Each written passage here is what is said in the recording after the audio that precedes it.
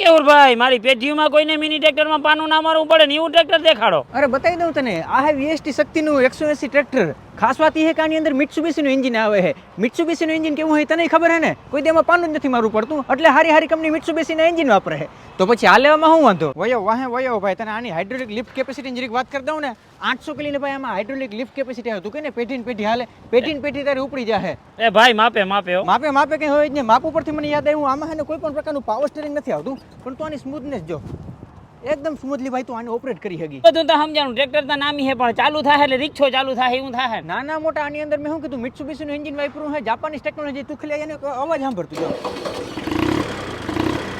ક્યાંય હે ટકટકી અવાજ, એકદમ સ્મૂથ અવાજ છે. અને જોઈ લે, ટ્રેક્ટરમાં કોઈ પણ પ્રકારના વાઇબ્રેશન નથી આવવાના, એટલે ખેડૂતને ભાઈ થકાને નથી લાગવાનું. તો ભાઈ ઉભા રહ્યો, બીજું બધું તો ઠીક. ટ્રેક્ટર લેવું હોય તો ટ્રેક્ટર લેવું છે? હા ભાઈ હાલો. શ્રી ગણેશ ટ્રેક્ટર જામનગરમાં તમારે આવવાનું હોય છે, લાલપુર ચોકડીની એકદમ નજીક છે. અને આ લેવું હોય તો હમણાં તાની ઉપર ભાઈ જોરદાર ડિસ્કાઉન્ટ હાલે છે. ફટાફટ કોન્ટેક્ટ કરી લો, ડિસ્પ્લે પર મેં નંબર દીધા છે.